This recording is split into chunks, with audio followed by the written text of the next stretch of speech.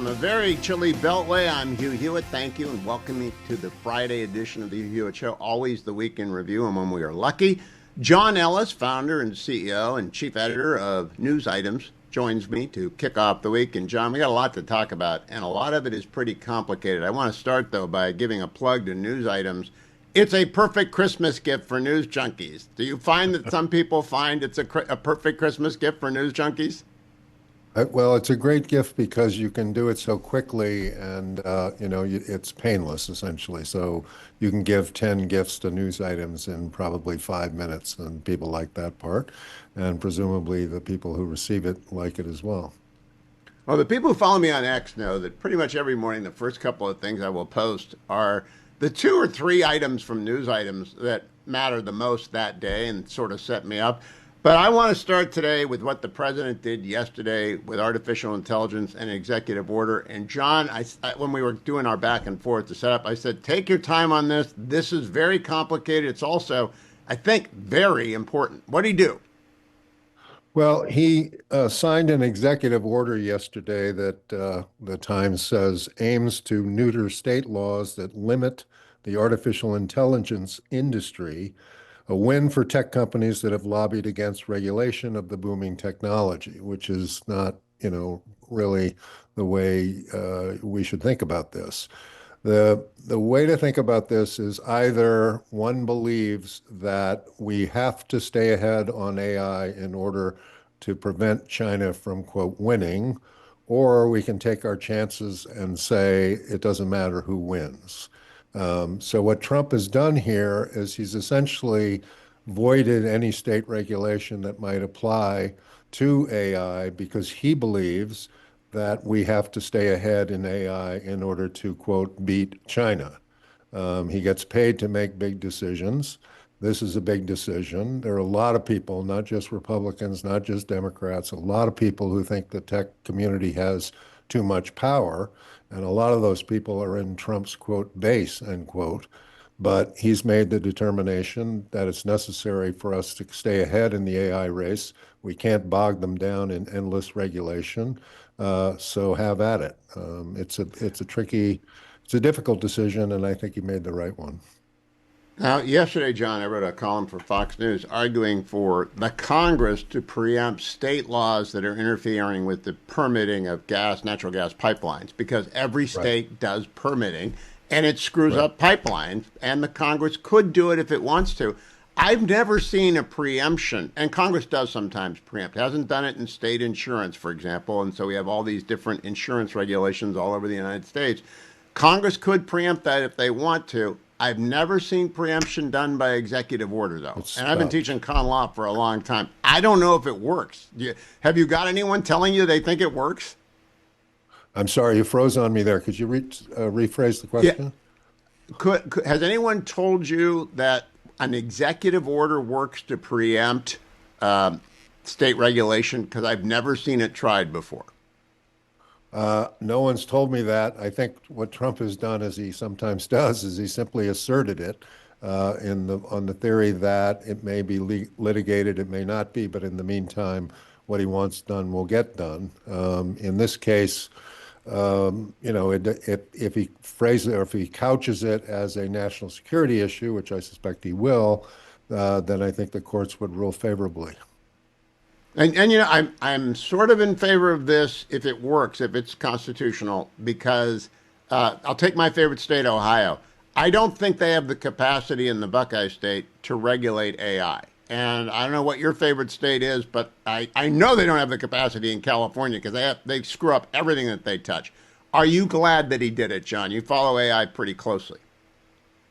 Well, I think, it's a choice, right? It's a decision. It's what we pay presidents to do, to make big decisions like this. And there are arguments that, the big tech community has way too much power, that we need to rein them in and so on and so forth.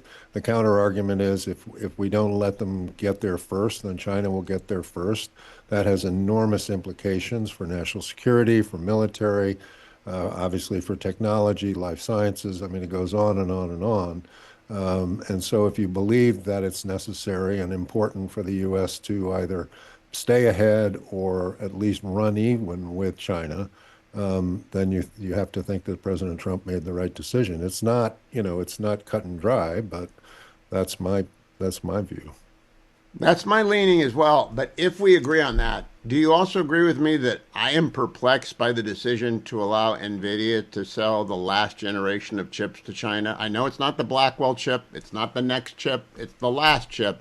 And the argument from NVIDIA is it prevents the indigenous chip manufacturing market to develop in China. But I just think it makes it easier for it to develop in China. What say you? I agree with you. I was mystified. There are a couple of decisions recently that the administration has made that are mystifying, and that's one of them. All right. So it does seem we want AI. On the other hand, we're not because of China. On the other hand, we're giving China a boost. I didn't Right, get it. right, Well, it right. doesn't add up. All right. Let's turn to Europe because the new national security strategy came out. Many people have read it broadly as being anti-Europe. I didn't read it that way, but everyone gets their own opinion. In some cases, you pointed out to me, it might not matter in 3 or 4 years. Go through the big parties that are emerging as the players in Europe. Yeah, I mean, if you look at the key nations and understanding that the UK is not, quote, Europe, end quote, because of Brexit, but the three key nations obviously are the UK, Germany, and France. In all three of those countries, nationalist populist parties are running first in the polls. President Trump was quite critical of Europe, not in the NSS, but in an interview he did after that with Politico. He called the leaders weak and so on and so forth. And I suspect that the leaders of those three parties that are leading in the polls in those three countries thought, well, we're going to win, so what's your problem? And Yeah. they may indeed win. The surge of AfD, which is a right-wing populist party in Germany with a troubled past, they have either pulled even or slightly ahead in polling there. The RN, which is Marine Le Pen's party, they are solidly ahead, and Nigel Farage in the UK, the Reform Party, is ahead, and they're all at least temperamentally and ideologically in sync with the Trump administration. So perhaps Mr. Trump will give an interview with Politico in which he says, I kind of like what's going on in Europe. Now I had an opportunity to chat with Liz Truss last week. She was in Texas with the American Legislative Exchange Council, and we were talking about reform and the rise of that. I did not ask her this question, but I'll ask you. The bond vigilantes drove her from office because she was too conservative. The city basically rebelled and drove her from office after she won the Tories' rundown, and so Rishi Sunak got to be the prime minister, and he blew it. Do you think bond vigilantes would take off after any of these three parties if they achieve majoritarian status in any of those three big countries?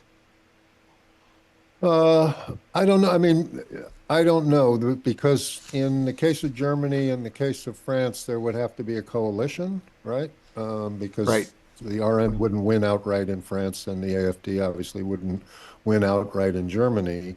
And I think the same holds, to some degree in UK. It's a little bit more complicated than that, but I don't know how the bond markets would react to that. I think given that there will be either quasi-coalition or actual coalition, it's not certain that what happened to Liz will happen elsewhere. Well said. And then finally, China has announced they welcoming in their golden era of fracking, and that is alarming to us because the one thing they never had was energy.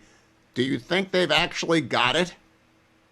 I do. I mean, I don't think the technology will be deployed tomorrow, but I think the technological breakthrough to get them to the much deeper wells, if you will, to frack, that is, I think, will come online. If I'm reading the stories right, that'll come online either next year or the year after.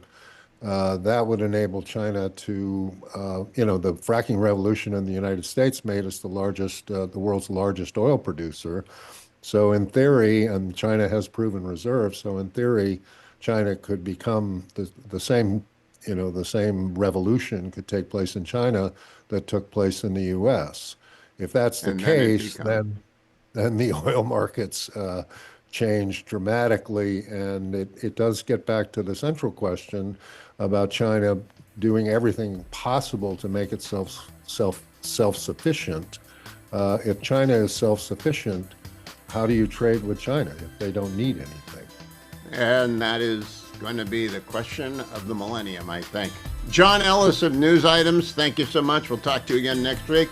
Go to News Items, just Google News Items, John Ellis, and get that gift subscription for the News Junkie in your life, maybe for yourself, because it really does beat 10 subscriptions.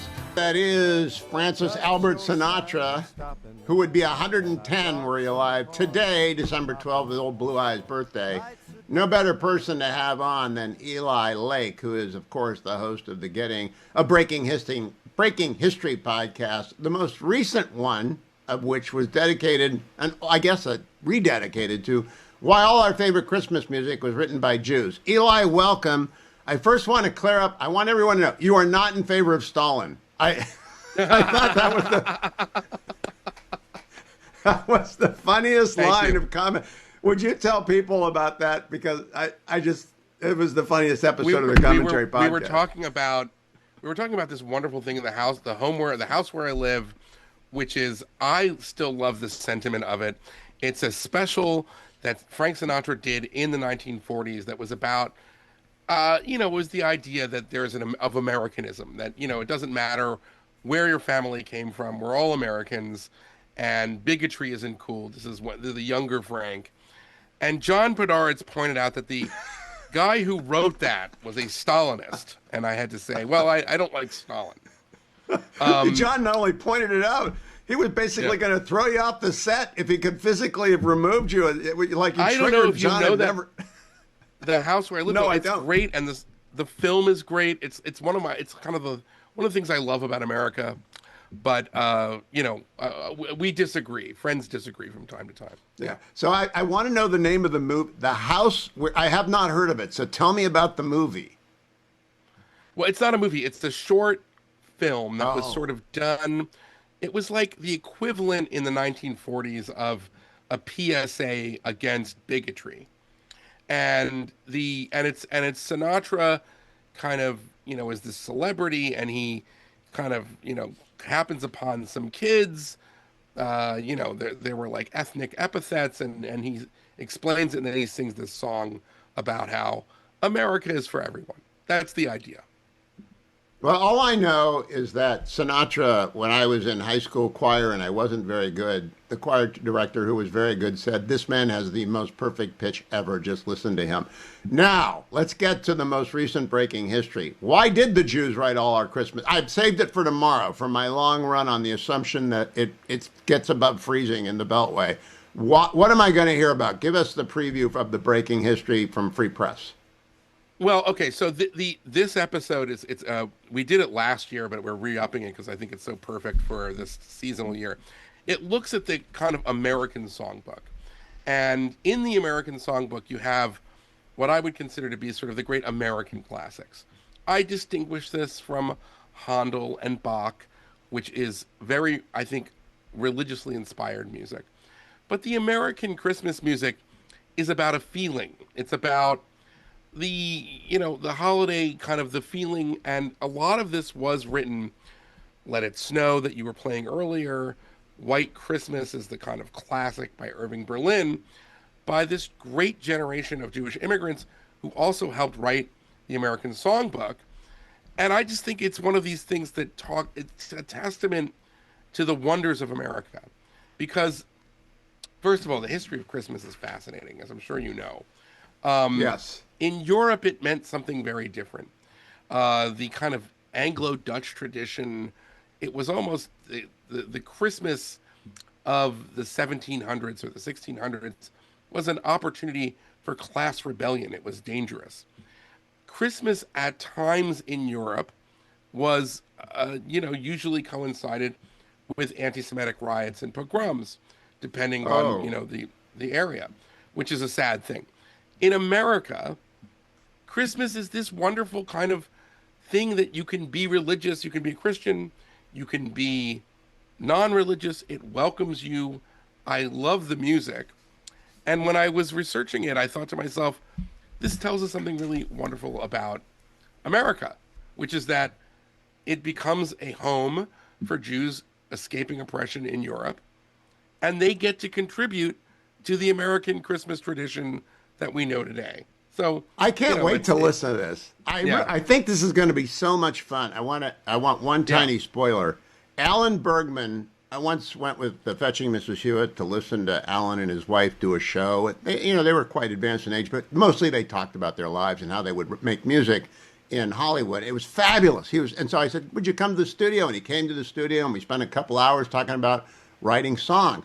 Did he write any Christmas music? Does any Alan Bergman tune come to mind? I don't have Alan Bergman in it, but it really is about Irving Berlin, who I'll do a little bit of a spoiler. I love this story of Irving Berlin is remembering, because he writes White Christmas. That's the biggest hit of all time, almost. He says that when he was a child in the Lower East Side in a tenement, he remembers his Irish neighbors inviting him in to look at their very modest tree, and remarking that he felt like in that act of kindness, neighborly kind of kindness to him, that the tree was towering to heaven. And I think that he had a great affection for the holiday, writes this song. Originally, White Christmas is about being in Los Angeles, missing the snow. But the real meaning was that it comes out during World War II. Our GIs cling to it. It's the thing. It's like, this is what home is. And, and it's not, by the way, Irving Berlin probably is a titan of American music. So I really wanted to tell that story. I contrast it with, as a kind of point of reference, Philip Roth writes about this. I disagree with Philip Roth. He kind of cast it conspiratorially that Irving Berlin de-Christifies Christmas. That's not how I see it. I see it more as it's a testament to America. We have such an amazing country at our best. Not every chapter, but at our best, it is the kind of place that can welcome people who were once, made fearful because of the holiday, and have them be part of that tradition. That's fabulous. I'm going to love listening. Now, yeah. I got to ask you, as a Jew, Yeah. I just learned from Bethany Mandel that if you go to Israel, you get as much Christmas as you do in New York City. And she's surprised by that. So that's, I find kind of interesting. But there are many people wringing their hands about our marginal figures whose names I never say on the program, unlike on the commentary podcast where you guys worry about them all the time, because they're so marginal. Stop making them mainstream. So am I wrong to have my opinion? Just mute them, put them on permanent mute? I think you're right in a sense that we've kind of had our moment talking about them, but they have a lot. There are millions of people who listen to them. Some of it might be foreign bots. I like your rule on this program. We won't mention the names. The key is that I think the right is having a conversation right now and a debate, and I think that it's important to sort of do what Buckley did before, which is to make the case that some of these things are not part of the conservative movement. If it becomes, then let's get back to ignoring them. Yes. Yeah, if it becomes big enough, I'll start paying attention to them. But I think you guys have quashed them already enough. But we will see. Eli Lake, I look forward to the Breaking History podcast tomorrow morning. It's available at the Free Press. You ought to subscribe to the Free Press. Eli Lake is at X at Eli Lake. Follow and like him. That's Frank Sinatra. He'd be 110 today if he were still alive. And this is Matt Continetti, columnist for the Wall Street Journal, back in the jail cell, Stasi Central at AEI. I was going to ask if you had left AEI, Matt, but you haven't, obviously, or they won't let you leave. Which is it? They'll have to drag me out of here, Hugh. I love being at AEI. I love being in the Stasi cell. It's very cold here, so it just adds to that kind of sense of imprisonment. It is the most unfortunate backdrop in Washington, D.C. Matt, I have many things to go through with you. First, I want to start with the seizure of the Venezuelan tanker. Did it make you raise even an eyebrow, or did you say that's the way to do it? Oh, I think it's absolutely the way to do it. I mean, in comparison to the strikes on the drug boats, this is kind of small beer, but it's done with the warrant. It was a very effective operation, and actually, it may be more damaging to the Maduro regime than the strikes on the drug boats, because the regime it needs that oil revenue, Hugh, to sustain itself and to buy off all the various elements within the Venezuelan government who would like to see Maduro go. So I think this is a step in the right direction as President Trump gradually ratchets up the pressure. You know, we have an indictment, we have a bounty, we have the strikes on the drug boats, we have sanctions, we have the military buildup, and now we have seizing the tanker. Let's keep it going. There are apparently at least 10 tankers that are stuck in the Venezuelan port where they get the oil, and they haven't moved since this tanker was taken. They'll run out of money in a hurry to pay off the people they need to pay off. Now, Matt, in 1989, George H.W. Bush, Mr. Prudent, invaded Panama to get rid of Noriega. And Operation Just Cause had no congressional warrant whatsoever. There was not any kind of AUFM. What do you think of that precedent and its applicability here? Because I think it's pretty much 5 on 5. Absolutely. I think it is applicable. Look, we have Maduro under indictment for his role in narco trafficking. We have the fact that he stole an election. We have a government in exile with the Nobel Prize laureate in her valiant escape there to appear in Oslo and say that she'll return. So I think we have a reasonable cause to conduct these operations to combat the drugs, and which are very popular, the operations to fight the drugs, and two, eventually get Maduro to go. We'd all hope that that would happen without using American air power or ground forces and special operation types. But the way that this is headed, Hugh, President Trump may have to, because he's drawing, an equivalent of the line in a line in the Caribbean, and saying that Maduro, his days are numbered. And once a president makes a statement like that, he's going to have to follow through. That's it. His days are numbered is up there with This Will Not Stand by H.W. after Saddam went into Kuwait. By the way, yesterday I had Admiral McRaven on. His new book is out, Conquering Crisis, this year, perfect for Christmas. We seized Iraqi freighters in 1990 on absolutely no authority from the Congress. So I think the Democrats who are wringing their hands, primarily my senator, Senator Kaine, is wringing his hands in public. They're simply underestimating or do not understand the Article 2 power. Or they just want it not to be so for President Trump. Which is it? They don't understand it, or they're just anti-Trump? Well, the double standard is obvious here. I mean, where were these Democrats when Obama was droning suspected al-Qaeda terrorists around the world, or when Obama intervened in Libya in 2011? They weren't raising a fuss. Where were they after Biden's drone strike, after the retreat in Afghanistan? Our 13 U.S. service members killed in that horrible retreat, and then Biden, to show that he was tough, ended up droning Afghan civilians. I didn't hear the chorus of critics then. So the double standard is obvious here. The Democrats are fine with the president's Article 2 power as long as it's used by a Democrat. When I come back with Matt Continetti, we're going to talk about the president's executive order yesterday, telling every of the 50 states they may not regulate in the field of artificial intelligence. That is a assertion of presidential authority without precedent. Doesn't mean it won't work, because we do have the interstate commerce power vested in Congress. That's not vested in the president, but he does have a lot of executive order authority. And we're going to talk about how much risk he's at by allowing the Obamacare subsidies that were extended on an emergency basis, or actually implemented on an emergency basis during COVID, to expire, because expire they shall when the clock strikes 12 on December 31st. Matt, I hope you don't have to study the Affordable Care Act. Obamacare would break my brain. But I do know that a lot of people are going to get walloped with premium hikes because they've been subsidizing the insurance companies for 2.5 years. What do you think the Republicans should do? What do you think the impact of the subsidies subsiding will be? Well, in the short term, the subsidies ending will be really hard for people who are purchasing plans on the Obamacare exchange. And that's a sign of Obamacare's failure. I mean, Obamacare has failed in almost every respect. First, they said you were going to be able to keep your doctor. Of course, you weren't able to. They said you could keep your plan. You weren't able to.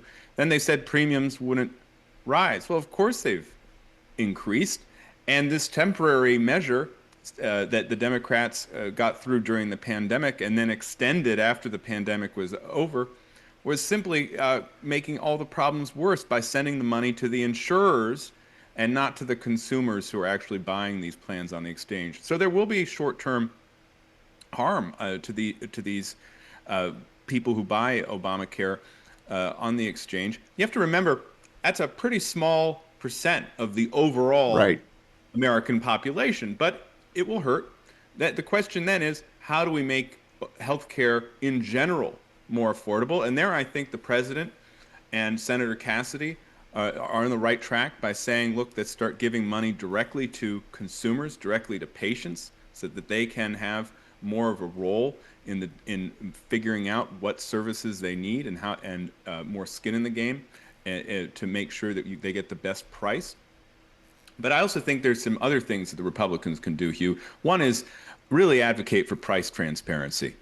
Really make sure that these medical services providers are posting the prices so that people can do comparison shopping. And the other thing that you don't hear much about is we talk a lot about big pharma, and there's a populist coalition against big pharma. I think we need to talk about big hospitals. A lot of the price increases are due to the hospitals and the monopolies that they have and the political power they have. I think if Republicans want to kind of tackle this issue with a populist angle, they need to start going after these hospital conglomerates.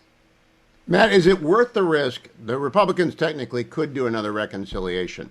They could preempt state insurance. They could get Avik Roy and Yuval Levin, put them in a room and say, draft a new Obamacare, because it's a comprehensive, catastrophic failure of public policy.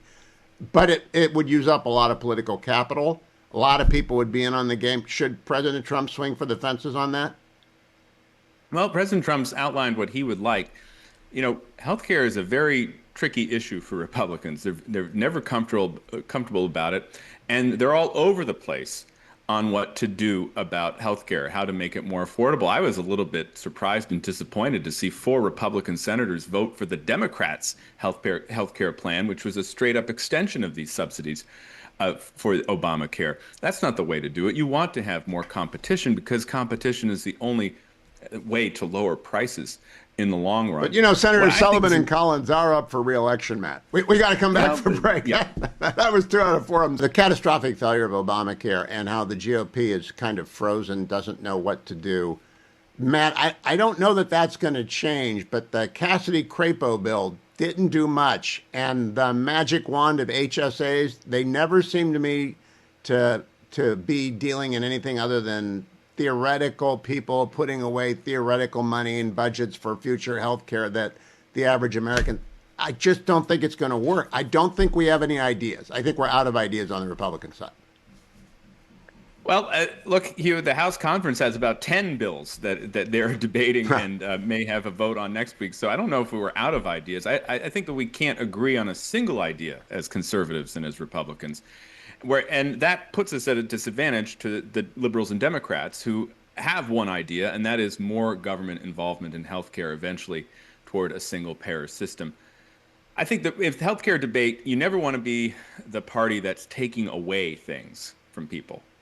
And so in 2018, it hurt Republicans when Democrats attacked Republicans for taking away coverage for pre-existing conditions amidst the failed attempt to repeal and replace Obamacare.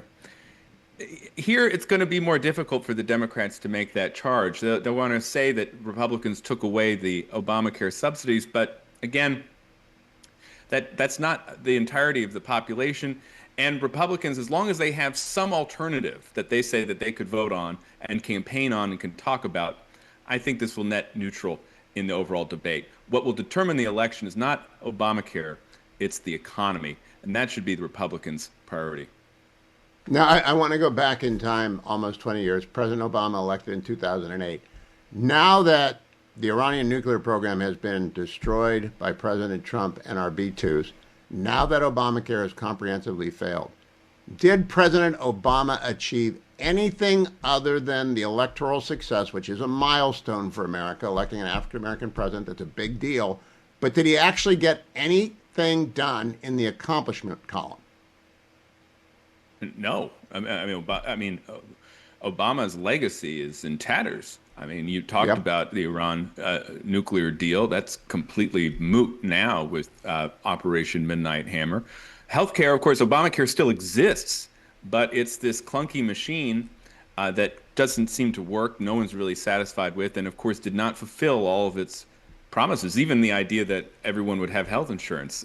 We still have an uninsured population in the United States, though it's smaller than it was pre-Obamacare. So what was Obama's other accomplishments? DACA, the executive actions that were granted amnesty to both the children, or rather the illegal immigrants brought here as children, and then their parents. That's been challenged by the Trump administration. When you think about Trump's legacy, it really is as a way of correcting all of the failures of both Obama and Joe Biden. And that, at the moment, seems to be much more successful than anything his Democratic predecessors have done. Which leads me to my last subject here with you, Matt. I had today the first conversation of the second Trump term about whether Justices Thomas and Alito will and should retire. Now, it is presumptuous for the President of the United States to tell anyone on the Article 3 branch to do so, but pundits are going to pundit. What do you think? Well, I noted that in his interview with Politico this week, President Trump said he didn't think that either Justice Alito or Thomas should retire. And you know what? I'm with the president on this. They're both amazing Supreme Court justices. They're legends in their own right in different ways, and I don't see any reason for them to retire. They're both healthy too. So I think that the president's instincts are right on this. Are you alarmed by the fact that there are more than a dozen district court judge vacancies in red states for which there is not a nominee? I am. Yeah, I think it's like a giant missed opportunity. Well, I'm glad you brought that up, Hugh, because rather than focus on the Supreme Court, the lower courts are extremely important, and we see this inactivity. And what that says to me, that we don't even have nominees for some of these district court seats, is tension within the administration. I think there's probably real arguments within the administration about who should be nominated to fill these seats, whether they are appropriately pro-Trump, what their views are on past questions affecting the president and his record, rather than, hey, are these vetted, conservative, originalist judges? And if so, let's get them in these seats as quickly as possible. I hope there's an argument. I worry that nobody cares because Pat Cipollone, Don McGahn were White House counsels in the first term, and you had Leonard Leo in there, and he's been exiled for whatever reason, so I worry about that. Last subject, Matt, about which I have some disagreements with my conservative brethren. The president is going to apparently change the legalization of marijuana, or the felony status of marijuana, lower it a level from level 2 narcotic to a level 1. Some of my conservative brethren are upset about that. I'm of the opinion that we ought not to allow the states to ignore federal law without saying anything. So either enforce it or dump it. What does Matt Continetti think? Well, I think it should be enforced, and I think that we should maintain the prohibitions against marijuana. I'm opposed to drug legalization. And, I think the nature of the issue has changed, Hugh. When people started talking about decriminalizing pot decades ago, the substance was different. I mean, the type of marijuana that young people or anybody is smoking now is far, far more potent and often laced with even worse type of chemicals than just the THC that can really contribute not only to deaths on the road, but also psychiatric episodes in many cases. So I hope the president doesn't make this move. I think that we can also see a decline in support for legalization among Republicans in particular. So if he wants to maintain that strong connection he has with his base, I don't think he should reclassify pot.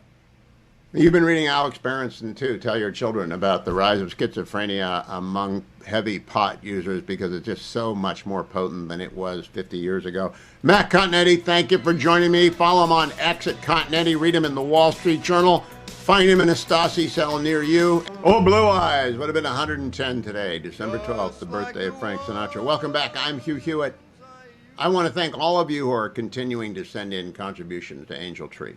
And I'm kind of overwhelmed by some of you, my friends, Jan and Carol, just sending a humongous contribution to Angel Tree. And God bless them. They're the most generous people I know. And they make it possible for 1,000 kids to get a present from mom or dad who's in jail at Christmas. That's what Angel Tree does. Angel Tree Ministries is a branch of Prison Fellowship. And they take care of the kids of prisoners at Christmas time. And whether it's a basketball or a Barbie doll or something bigger or smaller, they match up a parent and a note from the parent about the present the child has indicated they want. They get it to them on Christmas Eve or Christmas. Give a listen to former prison inmate Mark talk about the impact this had on both sides of the prison bars.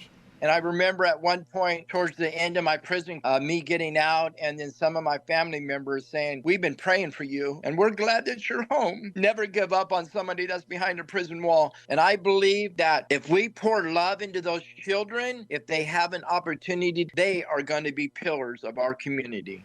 Help change a child's life. The banner for Prison Fellowship's Angel Tree Ministry is at the top of HughHewitt.com, or you can call in a donation, 888-206-2764. Thank you for doing that. Let me tell you about WebRoot Total Protection while I'm at it, because I do want you to use the banner on HughHewitt.com because that's safe. We have that watched very carefully, but there are a lot of scams out there, and you need WebRoot Total Protection. They're a great sponsor of the show, and people ought to know that if you go to webroot.com/Hewitt, you get a special end-of-the-year deal. All right, 60% off WebRoot Total Protection, 1 identity, 5 devices. Or if you want the family plan, up to 10 identities and up to 10 devices. This new year, do not allow yourself to be exposed to cyber criminals. They're out there in massive numbers, and you do not want them to get what you have, which is your individual data. You don't want to use your privacy to them, and you do not want to get scammed and phished and have them into your accounts. You don't want to get wiped out. Get webroot.com/Hewitt, 60% off, webroot.com/Hewitt. Time for my relief factor. Now, I got 2 miles in today because it's cold, and I don't do more than 2 when it's cold. I'm going to be in California soon. I'll have no excuse. But I got my carrion curcumin, resveratrol, and omega. If it's above freezing in the morning, I'll do 4 or 6 or 8, but it's got to be above freezing for me to do that. There they are. I take them every hour, every first hour of every program, if you're watching. On the Salem News Channel, you know I just took that with my Trader Joe's sparkling water, and you should know that it works. It really does work. Relief Factor. Call right now if you want to try the 3-week starter pack, $19.95, less than $1 a day. You call 1-800, the number 4, and the word relief, 1-800-4-RELIEF, or you can go and find that starter pack as well at their website, relieffactor.com, relieffactor.com. Whether you're working out or whether you're just getting older, you're definitely doing the latter. You should be doing the former. Maybe you're going to do a little bit more indoors in the cold than outdoors. You still want to go to relieffactor.com. Joined by Ben Domenech of the Big Ben podcast on the Fox Podcast Network. He is also the editor-at-large of The Spectator. He also is the transom over at Substack. Ben, I want to compliment you on a really 5-star monologue on the latest Democratic craziness this week. I have seen about 10 minutes of Jen Welch and Angie Pump Sullivan, and that's all I ever need to see. It really is. It really is. You can't judge that book by its cover. You. Well, educate the audience a little bit because it's got 2 sides here. Mary Catherine Ham calls it the attention economy, and it's on the right and the left. And then you came up with professionalized hate. And I think that's a good term, too. They're like the Lenny Bruces of the internet now. When does it end? Well, I think that, unfortunately, Hugh, we're going to be, and I actually was talking about this week with several other people, just thinking about it, where this ends up.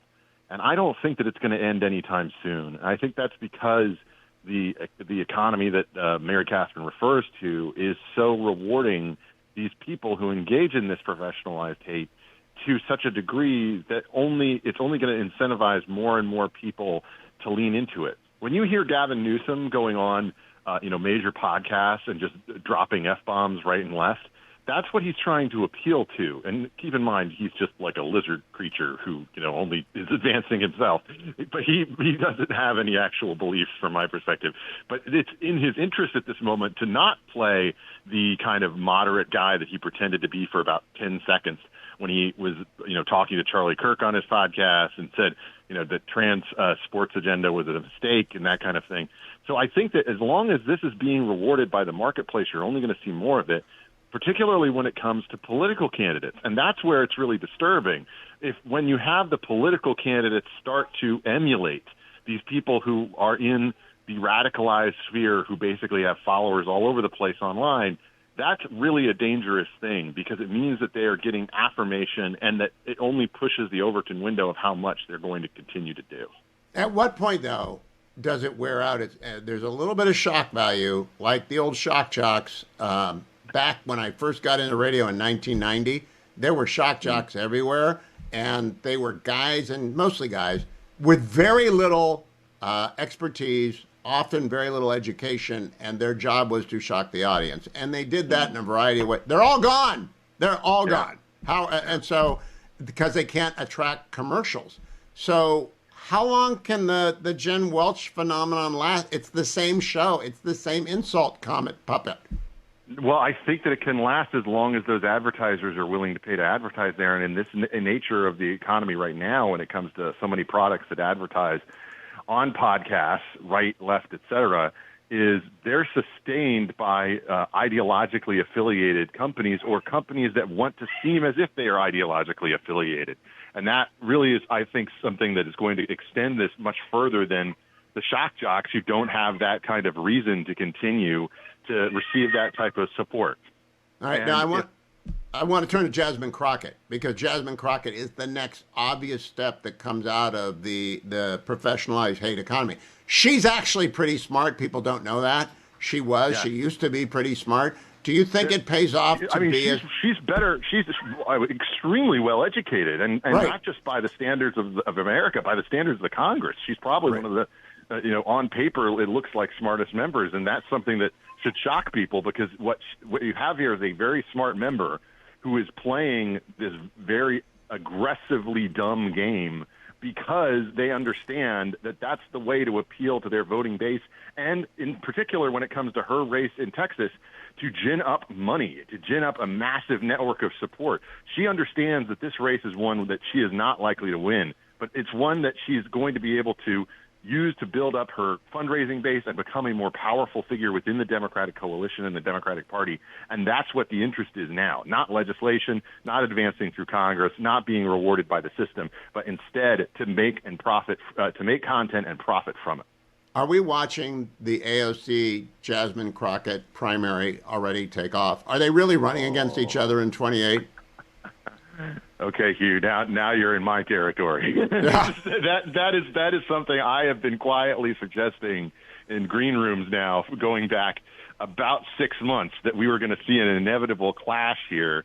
In part because I think, and this is, I have no disrespect for AOC. What she pulled off is something that is, politically had an absolute tidal wave of impact on her party and on the coalition. But I also think that Jasmine Crockett has a lot of things that are playing in her favor, particularly because she is now, she has adopted the South and the terms of the South as something that I think works very well on a national stage. She's a compelling figure, and because of that, I think it makes it more of an avenue for her, in part because she can say, I live surrounded by red state America. I've seen it up close, as opposed to AOC, who has to basically, everyone she's competing with coming out of New York City is just another Democrat. To me, it's almost inevitable that they want to run, because there are side benefits, right? There's this expansion of your network that you mentioned. There's the contact list. There's the Act Blue grift. It's just inevitable that they want the attention that comes from being on that stage. And, they'll be a lot better than the 2016, 2020 field. A lot better than Kamala Harris because they're both better on camera.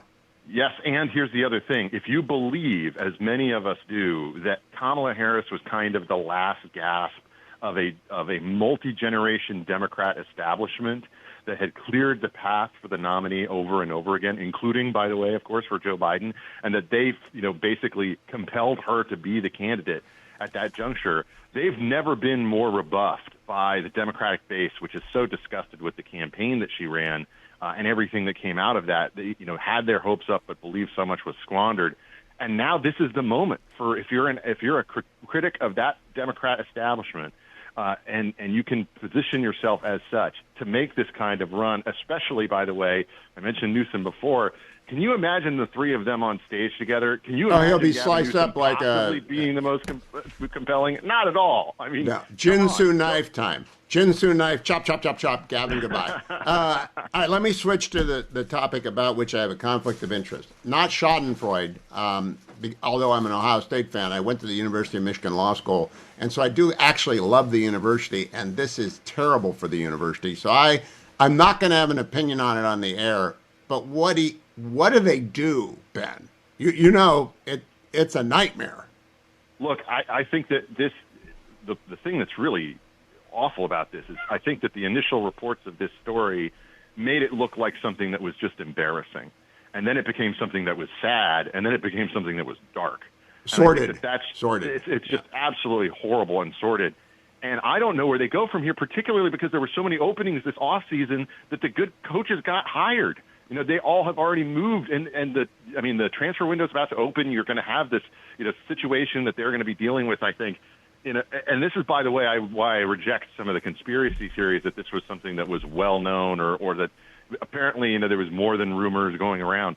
That's been said by a couple of people who, have a reason to be on the inside in the Michigan circles, including Rich Eisen, who, apparently heard about it within, 90 minutes of the end of the Ohio State-Michigan contest.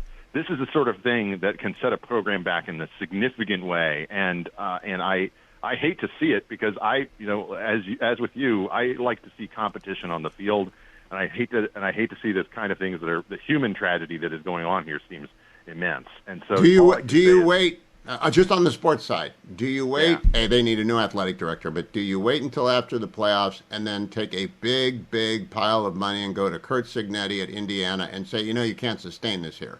This is a basketball school. I think that's about the best that you could do in this very bad situation. And maybe that money will talk. We'll have to see the way things play out. But they have very limited options at this stage, just given the hiring processes that have already played out.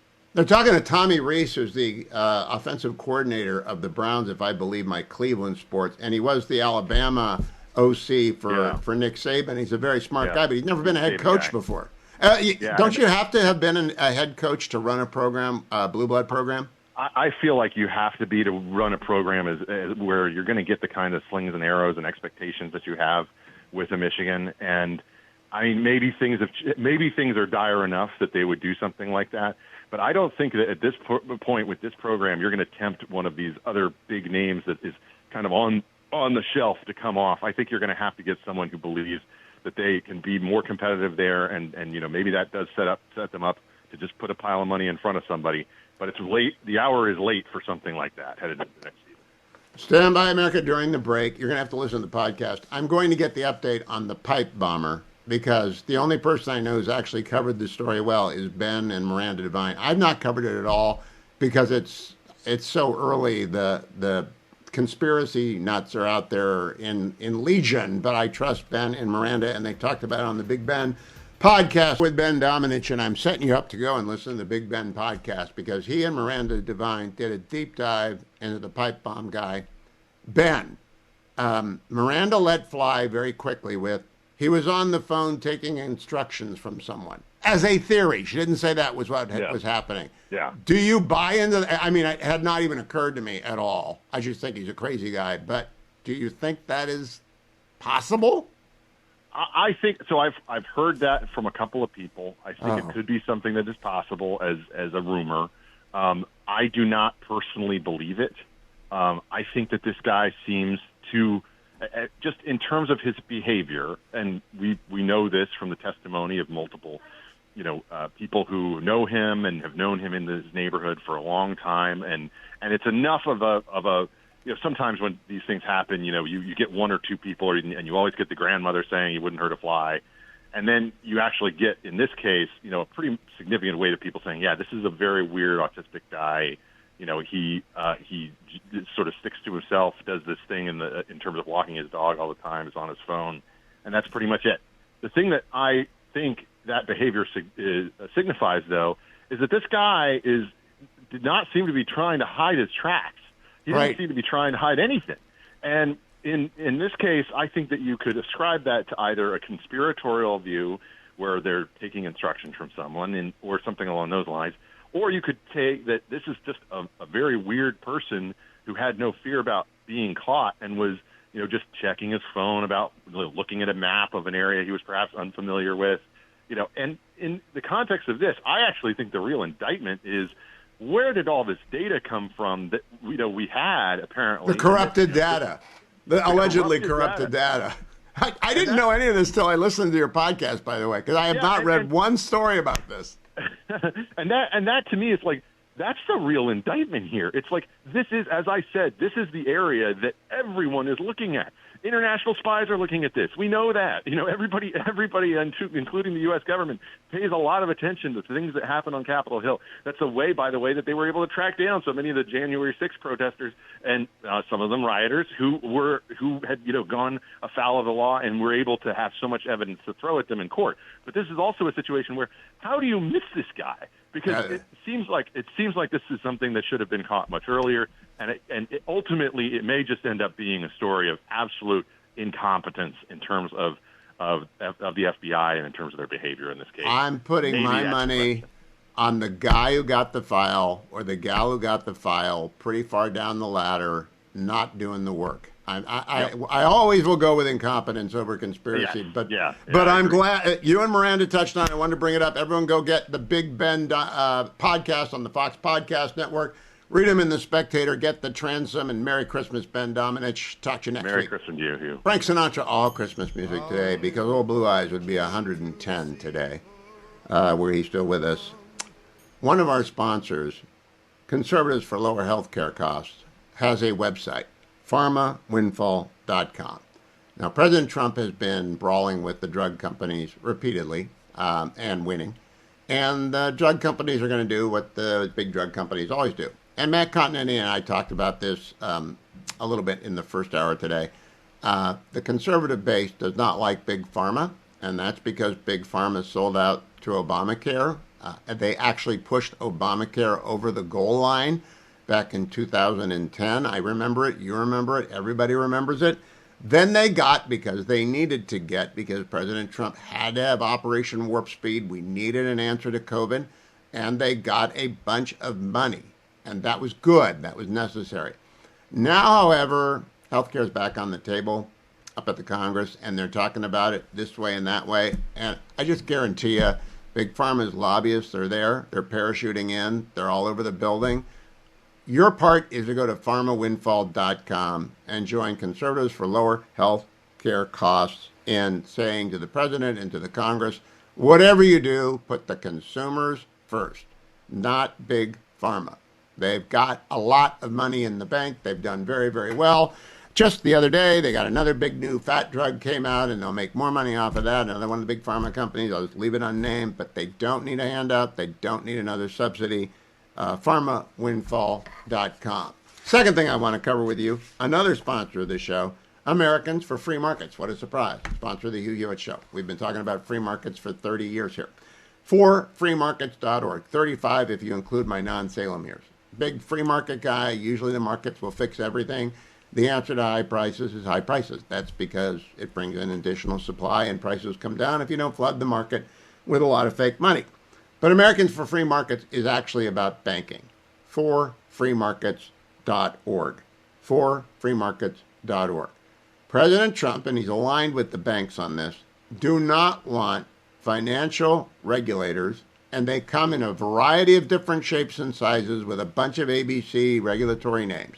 Whether it's the SEC, whether it's that funny one that Elizabeth Warren set up decades ago. It might be the Federal Reserve. We do not want them telling banks to debank people for any reason other than known and proven criminal activity. And that, it does not include you're a political organization, you have right-wing views, you have left-wing views. We do not want government regulators telling banks that they must debank A, B, C, D, E, F. We saw some of it under Obama. We saw a lot more of it under Biden. President Trump signed an executive order in August outlawing debanking, and now we need Congress to step up and codify the executive order outlawing debanking, because we need a free market in banking for everyone who's not involved in criminal activity. There are guardrails in place to detect and note and follow up on criminal activity. We do not want banks doing that, but we also don't want regulators telling banks, hey, we don't like this group over here, maybe you ought to drop them. And if you listen, that was what was going on in Team Biden's era and Team Obama's era. It should not go on. It will not go on in the Trump era and whoever follows him, if it's a conservative Republican, because we believe in the free market. But you can help out by going to freemarkets.org, freemarkets.org. Now, I want to thank all of you who have been helping me on Angel Tree. We have done extraordinarily well, and we have 12 days left until Christmas, 13 days until Christmas. 13 days, it's the 12th, the 25th, yeah, that's 13. We have 13 more days to add more people to the list. Now, my friends Jan and Carol, I told you in the first hour, sent me a big check for Prison Fellowship for the Angel Tree Ministry. That's wonderful. They're the most generous people I know. And that means so many more kids have a Christmas, even though mom or dad is behind bars. But it really does matter, and give a listen to an ex-inmate. All right, Mark was behind bars when Angel Tree helped out his family. Here's Mark. And I remember at one point towards the end of my prison, me getting out, and then some of my family members saying, we've been praying for you and we're glad that you're home. Never give up on somebody that's behind a prison wall. And I believe that if we pour love into those children, if they have an opportunity, they are going to be pillars of our community. And that's really the biggest benefit of Angel Tree. Yes, the child's face lights up on Christmas because they get not only a present, they get a note from mom or dad who isn't there. They're serving time. They get the present. That's a good deal. But they get a Bible, and they get a connection to an Angel Tree volunteer in the community. And they are legion. They are everywhere, and they work and stay in touch with that child, and they try and bring love and gospel into that child's life. So it's a lot more than a $30 donation to a good ministry. It's changing a child's life at Christmas. You can do it in one of two ways. You can go to HughHewitt.com and find the Change a Child's Christmas banner at the top of HughHewitt.com. Change a Child's Christmas banner. And it's completely safe, secure. Contribute as much as you want. $30, $300, $3,000. It's $30 a child. And we appreciate every donation, large and small, although I am sort of stunned by Jan and Carol today, and that was nice. But there are 1.5 million children in America with a parent or both parents behind bars. It's a lot of work for Angel Tree. It's a lot of lifting across the Salem network. Thank you for helping us with that. You can go to the banner at the top of HughHewitt.com, or you can call 888-206-2764, 888-206-2764. Finally, let me tell you I am in the Relief Factor studio. I already took it in hour number 1. I'm reminding you right now I'm in the Relief Factor studio. I'm going to talk about the University of Michigan problem with Doug Lesmerises of the Bill and Doug Show after the break. And we'll get into the fact that it's not just a strength coach they need up there. It's a real story. It's a sordid story. It's a very sad, terrible story. And I think Doug and Bill handle it very professionally without ragging on the football rival up there. But one of the things they're going to need is they're going to need a whole new staff. I think they're going to tear it down to the studs and start over. And when they start over, they're going to need a strength coach, and the strength coach had better bring the Relief Factor, because those young men are going to have to work double hard. Whoever remains, whoever sticks around, whoever doesn't go into the portal head first, as soon as it opens up, is going to have to work harder than they have ever worked before. Does Bryce stay there? I don't know. I'm not his agent. I've never been an agent, but I know a lot of people who love the program a lot, and they'll be helping the program get back on their feet. Now, you might not be a Division I football player. You might just be like me, a trundler, and you might be someone who was working out with hand weights in your basement. Whatever it is, Relief Factor can help you. Call 1-800, the number 4 and the word relief, 1-800-4-RELIEF, and give it a try. 3-week starter pack is $19.95, and there is no better deal. You can, it's less than $1 a day for 3 weeks. You can try it and say, okay, that's not for me, didn't do anything. Or you can be like my friend, I'll never forget him in the front row of Cleveland. He said, he came up to me, he had the Relief Factor packet. You know, they all look the same. And he said, I had tennis elbow, and I started taking this, and it was gone. And we stood there. You know, it happens to me whenever I do an event, because it really does work. The number is 1-800-4-RELIEF. 1-800, the number 4, and the word relief. Or the easiest thing in the world is to go to relieffactor.com, relieffactor.com. Now, don't go anywhere. Doug Lesmerises with the Bill and Doug Show. I think the best college football podcast sifts through the embers with me of the burn down up in Ann Arbor. What do they do next? You know, the biggest story in college football, in fact, in all of sports in America right now, is the meltdown in Michigan. I'm joined by Doug Lesmerises. He is co-host of the Bill and Doug Show, which you can find at billanddougosu.substack.com. And you can also find the Bill and Doug Show, which is often about OSU exclusively and often about all of college football, often on wherever you get podcasts, Bill and Doug Show. Doug, my hat tip to you and Bill for handling this meltdown without any schadenfreude, because I don't have it. It's my law school alma mater. I wanted to ask you what you think the NC2A ought to do about the kids who were defrauded, because I really do think they were defrauded by the program, the ones who just signed and committed. Yeah, it's hard. So as people may or may not know, the first Wednesday in December is the date now when college football players sign with their university. And so it's you know, a week, 8 days since that happened, that all of this is now exploding at Michigan. And so there are already some of those players who are being let out of those letters of intent. I think like the rule book says, if there is a coaching change, you can get out of that. So I think those players will be in a position of, if they do not want to be part of this at Michigan, they will have opportunities at other schools, and certainly other schools will be open to that. And then also, even after you sign, you can transfer, and the window to transfer is in January. So like most of these guys will be okay, because this is not the first time this has happened, Hugh, that sometimes the timing on this, whether it's coincidental or not, sometimes it's like, oh man, like these kids just committed and now everything changed. That feels unfair. In the olden days, you were more like locked in. Now these kids should be okay. They can get out if they want. Okay, the second big question, what does Doug Lesmerises, you've been covering this game for a long, long time, and you know a lot about the team up north. What should Michigan look for in the face of their program now? Old news, yes. Lineage, or should they go throw bags of money at Signetti and get him to come north and tell him it's a basketball school? Good, you did well, but come up here. What should they do if you were going to whisper to their new AD? It's hard. The news broke when we were recording a show, and so my initial thing, I said, like, John Harbaugh, Jim Harbaugh's brother, who did not play at Michigan but grew up in the family as the head coach of the Baltimore Ravens. It feels like that might be going south a little bit. But actually, the more I think about it, the more a lot of other people think about it, it feels like maybe time for a clean break. That Sharon Moore was an assistant coach for Jim, that Jim Harbaugh was, Sharon Moore was part of the Jim Harbaugh legacy, right? And so that idea was, like, you want to continue that, even though they had the Connor Stallions cheating scandal and that kind of thing. I think maybe you want a clean break from this now. Maybe you just want maybe you want a clean break, and that you bring in somebody completely from the outside. But Hugh, to get somebody like that, I don't know if it would be a terrible idea to wait a year. Ohio State, when Jim Tressel was forced to resign on Memorial Day 2011, they had an interim coach for a year, but it allowed you to do a whole search, and they wound up with Urban Meyer. If you're Michigan and you want to rush this, do you want to rush it when a lot of the other best candidates are already signed up, or if they've gone to other schools? Or would you want to take a breath and say, well, get through with an interim coach and come back next year? What would their fans say about that? Does anyone get to take a breath in the new era, Doug Lesmerises? No, it's hard. I mean, like everybody, like you feel like in the moment you can't.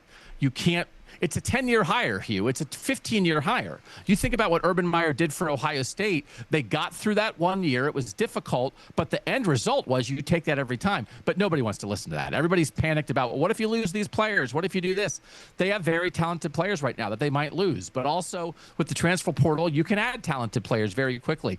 You know, I heard Rich Eisen on ESPN, who's a Michigan alum, talking about what Michigan should do. He was talking about getting a builder, getting somebody who's won at a lower level with fewer resources. And I thought to myself, he's describing Matt Campbell, who just took the Penn State job, who, if Matt Campbell was still at Iowa State, I think he'd be the #1 candidate for Michigan right now. He's been at Penn State a week.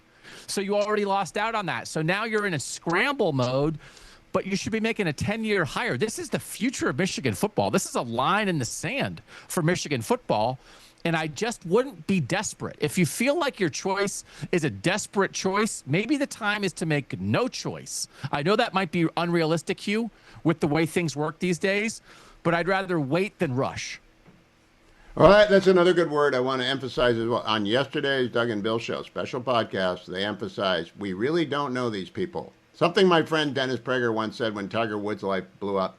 We really don't know these. We think we know them because they're interviewed all the time and they're on TV. We really don't know them. Doug, my hat's off for you for that episode yesterday. It was fabulous. My compliments to Bill as well. Bill and Doug Show OSU.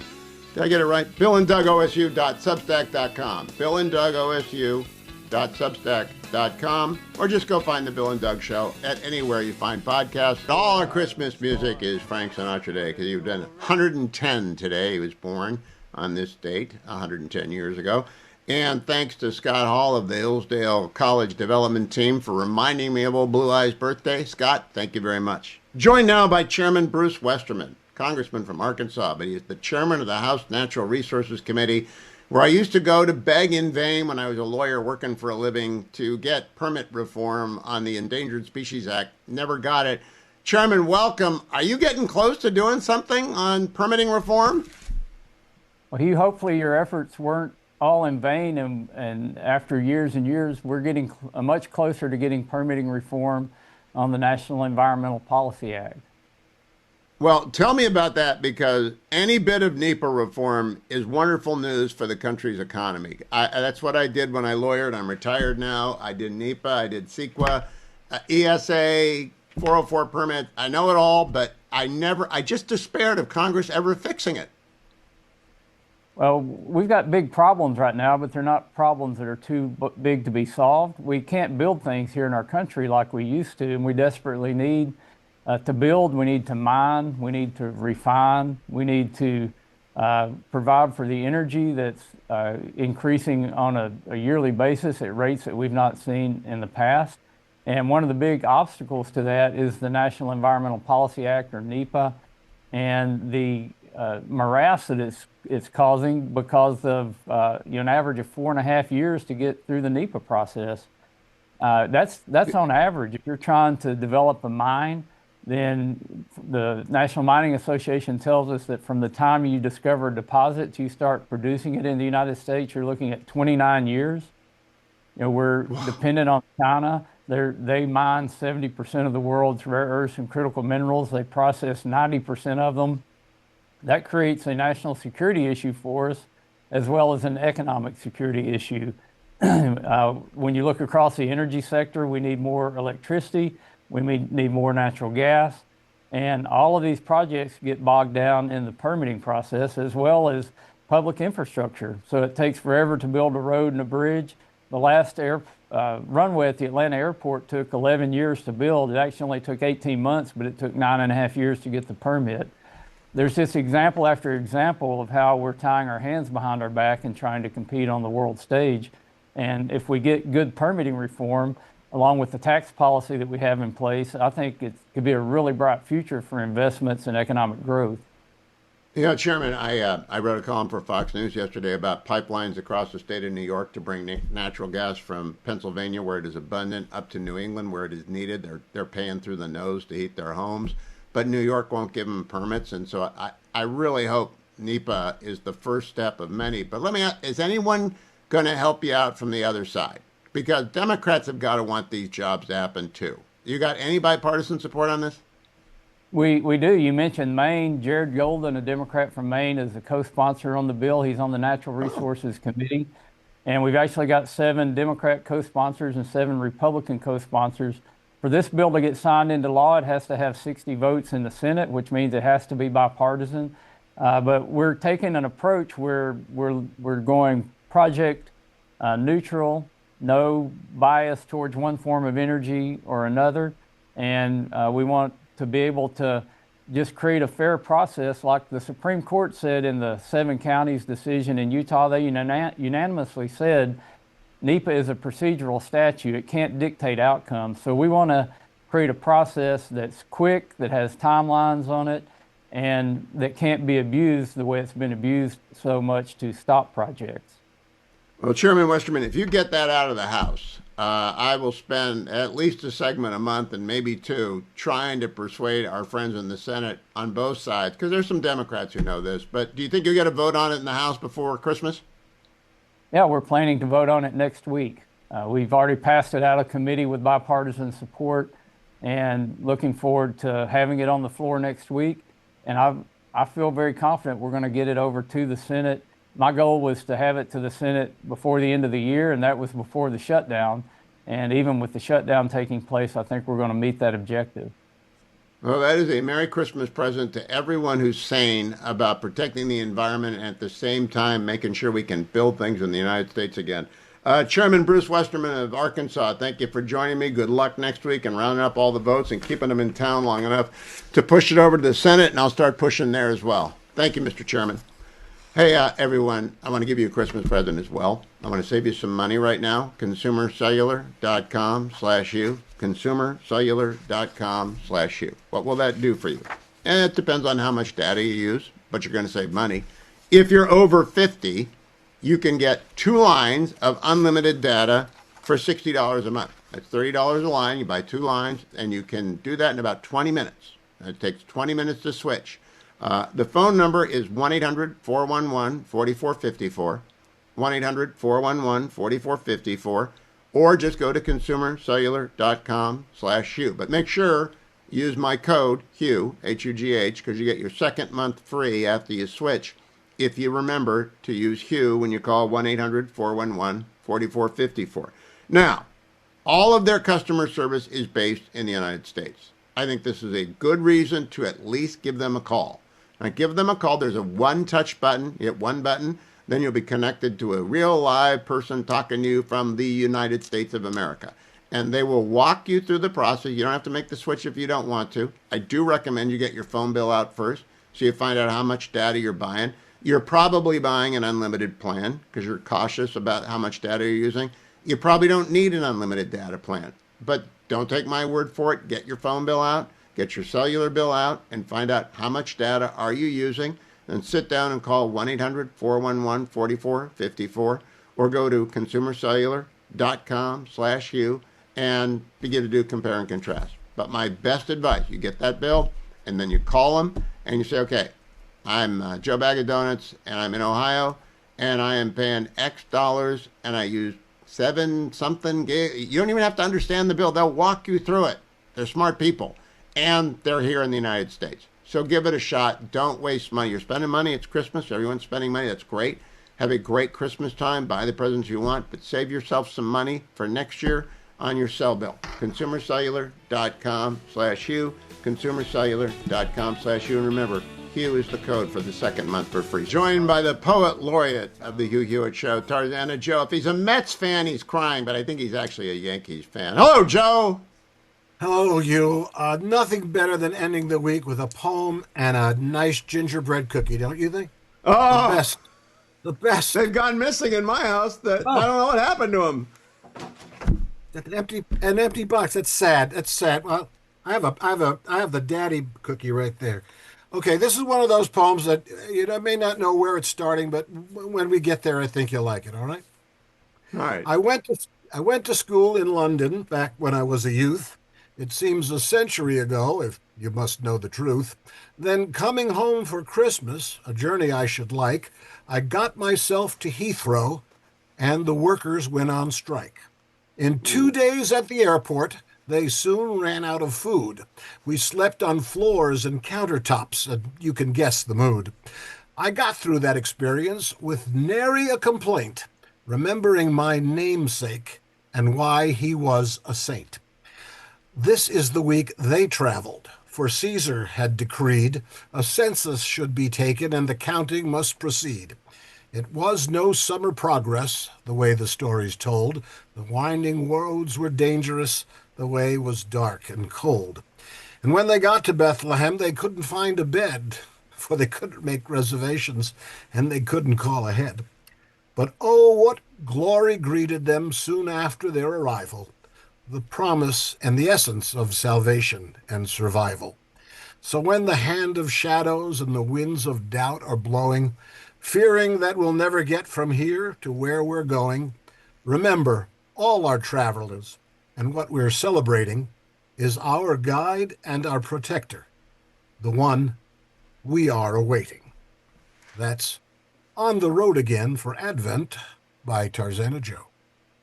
And that is beautiful, Joe, for the third Sunday in Advent. It's also supposed to be the joyful Sunday of Advent, so it's very well timed. TarzanaJoe.com, it'll be posted. But Joe, come on, you did complain a little bit over 48 hours in Heathrow, didn't you? It was one of the experiences of my life that I will not soon forget, and it's a long time ago. Well, I'm knocking on wood twice because I never have had that kind of a nightmare. I've had bad trips. Everyone does. They turn into good stories, even though that one doesn't. Sounds like a nightmare. That will be at TarzanaJoe.com, as will the I Need a Poem button. I Need a Poem button is at Tarzana Joe. Contact him, though it's Advent. He's still working. Going to work like Christmas elves right up till midnight Christmas Eve. Right, Joe? That's right. You know, the payoff to that story, when I got home to New York, my sister picked me up at the airport and said, "Dad's in the hospital." Now, he survived that hospitalization, but that was hello when I got home. Oh, boy, that's a Christmas to remember not. Thank you, Joe. Merry Christmas. Talk to you next week.